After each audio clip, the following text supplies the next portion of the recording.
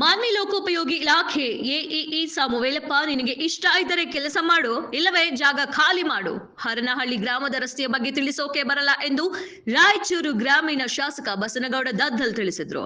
ಮಾನ್ವಿ ತಾಲೂಕಿನ ಕುರುಡಿ ಗ್ರಾಮದಲ್ಲಿ ನಡೆದ ತಾಲೂಕು ಮಟ್ಟದ ಅಧಿಕಾರಿಗಳ ಸಭೆಯಲ್ಲಿ ಮಾತನಾಡಿ, ಹರನಹಳ್ಳಿ ಗ್ರಾಮದ ರಸ್ತೆಯ ಬಗ್ಗೆ ಮಾಧ್ಯಮದಲ್ಲಿ ಬಂದ ನಂತರ ಸಾಮುವೇಲಪ್ಪ, ನೀನು ಎಚ್ಚೆತ್ತುಕೊಳ್ಳುತ್ತೀಯಾ? ಆ ರಸ್ತೆಯ ಬಗ್ಗೆ ನಿನಗೆ ಕಾಳಜಿ ಇಲ್ಲವಾ ಸಾಮುವೇಲಪ್ಪ ನಿನಗೆ ಎಂದು ಸಭೆಯಲ್ಲಿಯೇ ಬೆವರಿಸಿದ್ರು. ಲೋಕೋಪಯೋಗಿ ಇಲಾಖೆ ವ್ಯಾಪ್ತಿಗೆ ಬರುವ ರಸ್ತೆಗೆ ಮೇಂಟೆನೆನ್ಸ್ ಅನುದಾನ ಬಂದ್ರೂ ಕೂಡ ಹರನಹಳ್ಳಿ ಗ್ರಾಮದ ರಸ್ತೆ ಮಾಡೋಕೆ ಆಗಲ್ವಾ ಎಂದು ಖಡಕ್ ಆಗಿ ವಾರ್ನಿಂಗ್ ಮಾಡಿದ್ರು.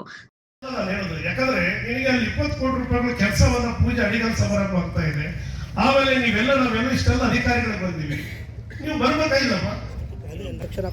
ಪ್ರಶ್ನೆ ಇಲ್ಲ. ನಾನಂತೀನಿ ಒಬ್ಬ ಏಡೋ ಬ್ಯಾಂಕಿಂಗ್ ಜವಾಬ್ದಾರಿ ನಿನಗೆ ಇಂಟ್ರೆಸ್ಟ್ ಆಗಲ್ಲ, ಮತ್ತೆ ಕೆಲಸ ಮಾಡ್ಬೇಕಲ್ಲ.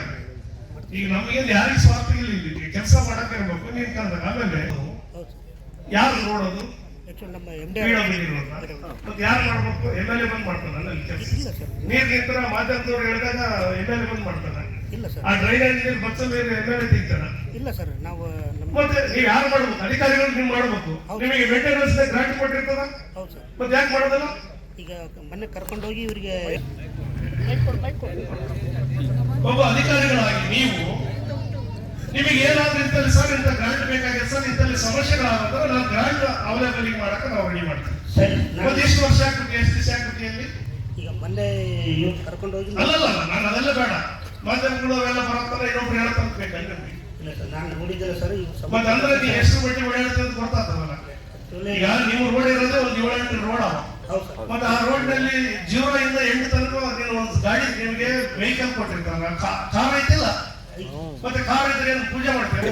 ಮತ್ತೆ ನೀವು ಗಾಡಿ ಹಾಕಿದ್ರೆ ನಿಮ್ಮ 0 ಇಂದ ನೀವು ರೋಡ್ ಓಡಾಡಲಿಲ್ಲ ಅಂದ್ರೆ ಏನಾದ?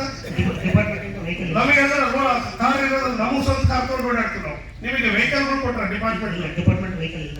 ಯಾಕ ಬಾಡಿಗೆ ಕೊಡ್ತಾರ? ನಿಮ್ಗೆ ಹೇಗೆ ಕೊಡೋದಲ್ಲ, ಬಾಡಿಗೆ ಕೊಟ್ಟಿರ್ತಾರ. ತಾಲೂಕಾ ಅಧಿಕಾರಿಗಳಿಗೆ ಕಂಪಲ್ಸರಿ ಕಡ್ಡಾಯವಾಗಿ ಗೌರ್ಮೆಂಟ್ ವೆಹಿಕಲ್ ಅನ್ನು ಕೊಡ್ತಾರ. ಮತ್ತೆ ನೀನು ಬಾಡಿಗೆ ತಗೋಬಹುದು, ನಿನ್ ಸ್ವಂತ ಯಾವ ವೆಹಿಕಲ್ ಬಾಡಿಗೆ ಮಾಡ್ಬೋದು, ಏನನ್ನು ಮಾಡಿ.